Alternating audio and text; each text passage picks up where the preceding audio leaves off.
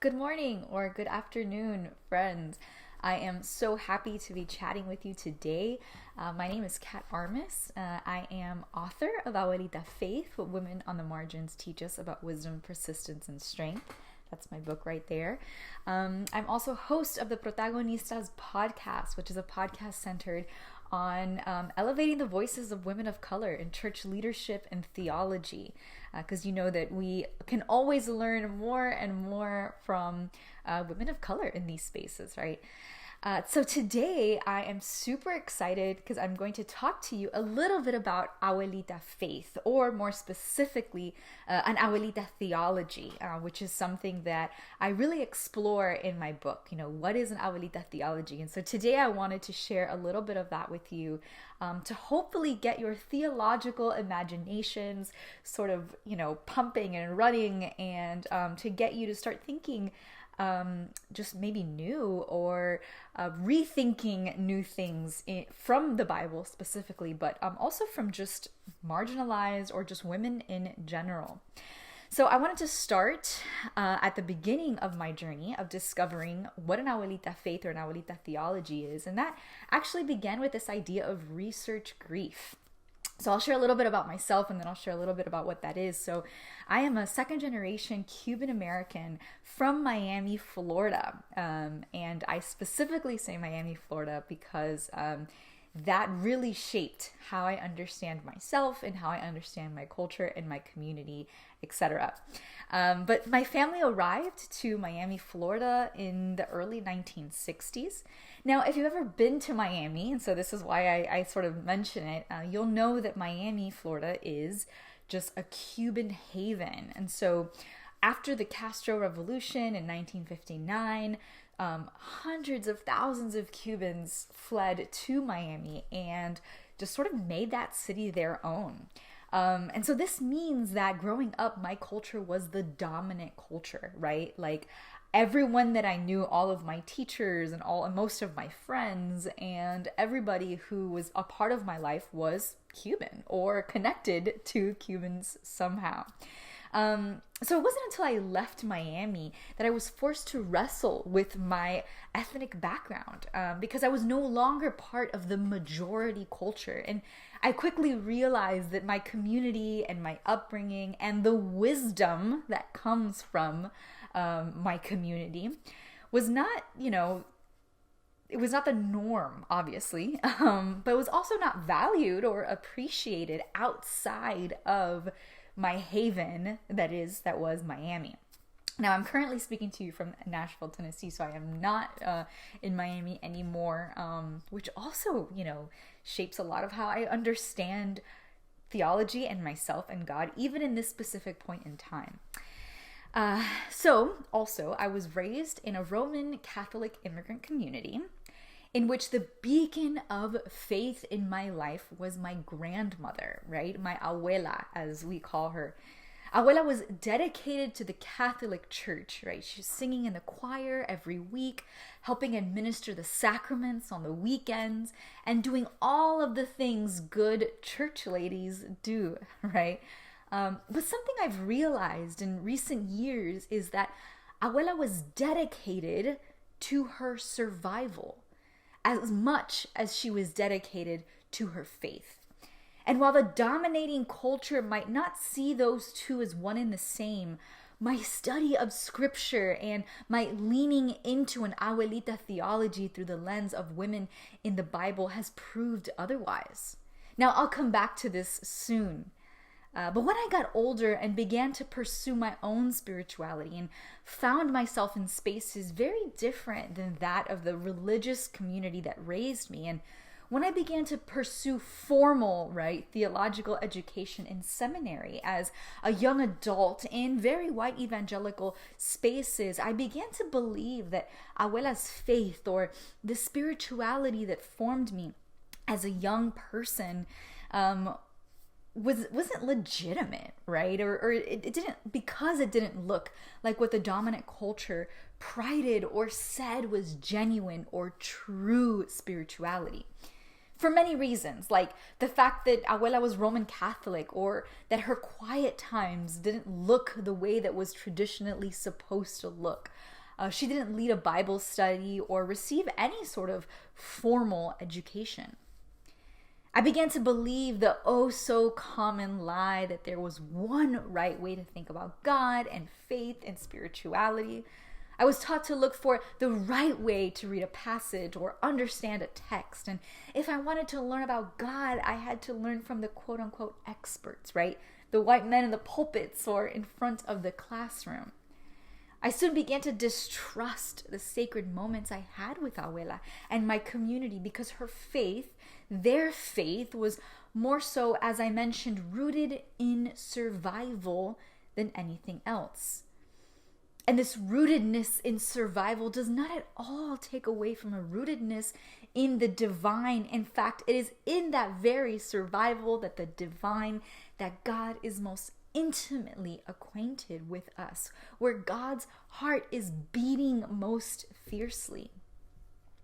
The more that I dug into scripture with an eye focused on overlooked and unnamed women in the Bible, or who I like to call Abuelita theologians, the more I began to wonder, what if the greatest theologians the world has ever known are those whom the world wouldn't consider theologians at all? And this is the main question I wrestle with in my book. And seeking answers to this question led me to see how the faith of so many women in the Bible and throughout history is rooted in this same survival.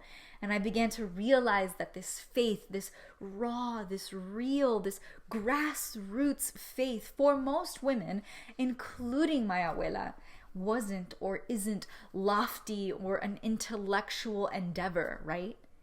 But it is and it was intimately connected to the body and the land and the community. This embodied faith involves the work of the hands and the preparation of food and the making of clothes and in the use of the body as protest or as agent of liberation. So as I continue to decolonize and deconstruct the faith that was imposed on me by the dominant culture, I'm seeking to reclaim this embodied faith our antepasados or our ancestors, our foremothers, our abuelitas in scripture had, the faith, their faith that we find in scripture and beyond. Now I'm going to share a little bit more about what Abuelita Faith or Abuelita Theology is, and then some biblical examples or a biblical example of how we can emulate that faith. So first, an Abuelita theology stems from the reality that in the Latinx religious culture, matriarchal figures preserve and pass on religious traditions or beliefs or practices and spirituality. They function as live-in ministers, particularly because the privilege to receive formal religious instruction is often unavailable. Thus, abuelitas are the functional priestesses and theologians in our families. The theologies that many marginalized communities have inherited from the often overlooked women in our lives have given us and the church as a whole a firm foundation of what it means to live out our faith in the world, what it looks like to survive. I love what Latina theologian Loira Martero Otero says about overlooked abuelitas. She says, quote, "They did not simply pass on el evangelio or the gospel as a set of accepted dogmatic statements. Instead, they nurtured us with a keen sense of the Spirit's ability to create anew. And this ability to create anew is, I believe, the path toward liberation, toward envisioning a new world, right, on earth as it is in heaven. And it's due to our abuelitas' need to survive that births forth creativity and ingenuity, like many women in the Bible and many marginalized people across time and across history. You see, there's creativity in survival, there's ingenuity in liberation. Now, in order to embrace this sort of grandmother faith, we have to understand why it's been overlooked in the first place, right? As I mentioned, dominating culture has othered many of our abuelitas because of the language or dialect they speak, their accent, the pigmentation of their skin, their cultural customs, their lack of Western education, their socioeconomic status, and or their gender. And this takes me back to the idea of wisdom or knowledge. What is wisdom? What is knowledge? Who gets to say what wisdom or knowledge is? You see, the Bible talks a lot about wisdom, right? It says to find it, to keep it, to love it. But see, the thing is that Western culture has long made the rules about what is knowledge and what is not, who is wise and who is not. Western dominating culture has positioned itself as the possessors and teachers of knowledge, which has resulted in the marginalizing or silencing of anyone from outside the white male elite academy. So there's this post-colonial thinker that I love who argues that social justice in our world is not possible without cognitive justice, without the ability to recognize the different ways of knowing by which people across the world live and make meaning of their existence. And I just love this idea of cognitive justice. I believe that in order to decolonize or deconstruct, we must recover the diversity of ways of being and knowing in the world, the myriad of ways that women in particular possess a wisdom that is embodied.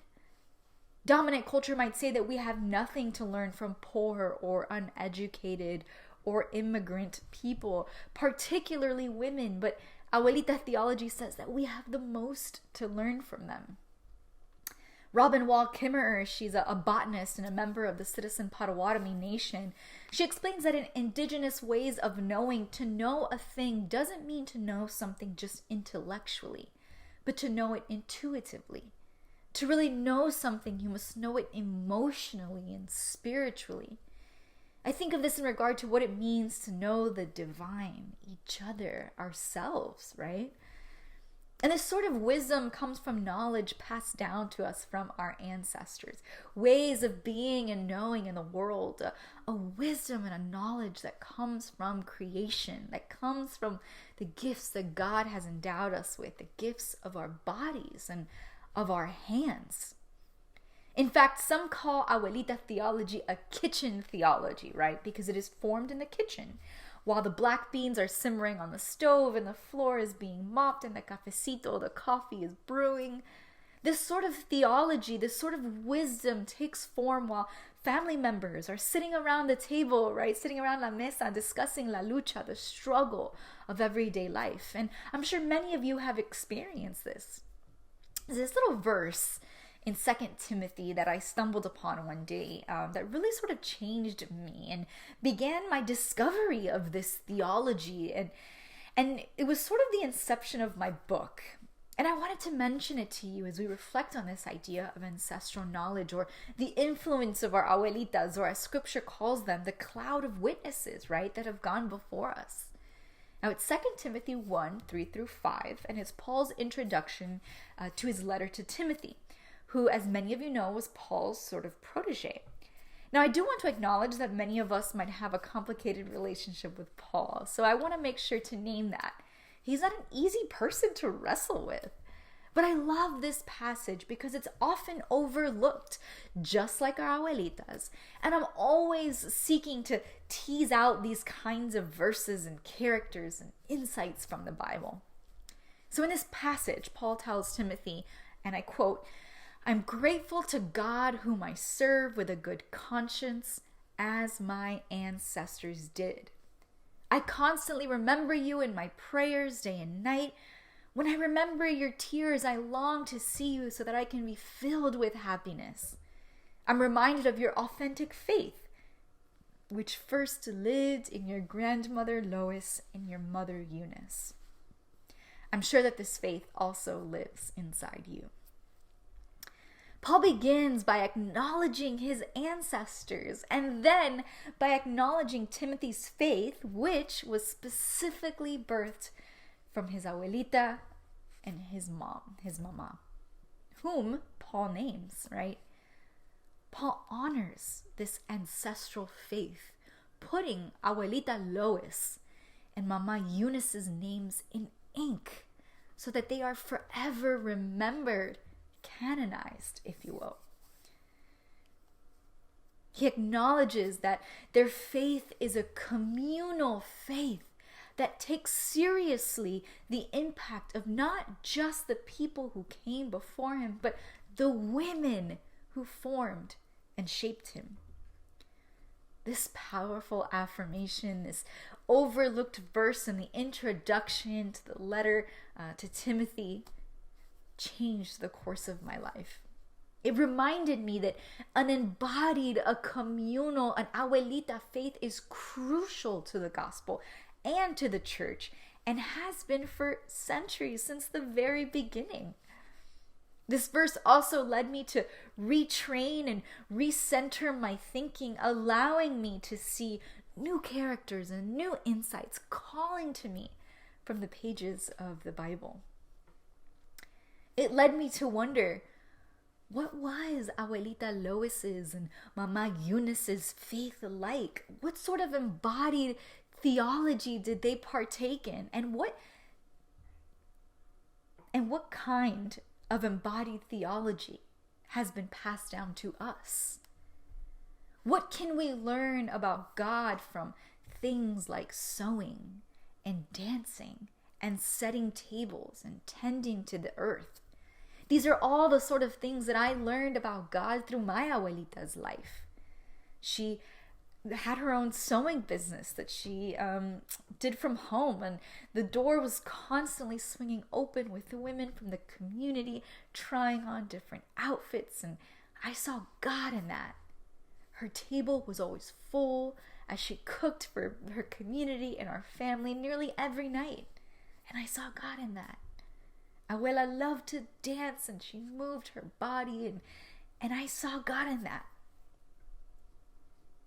Abuelita Faith attempts to answer some of these questions and dig into some of these themes and invite us to find God in unexpected places through unexpected people, and recognize that we have the most to learn in these spaces and in these places. And so if you haven't read it yet, I hope that you do, and I hope that you are invited to see God in new and exciting ways, both in Scripture and beyond. Thank you.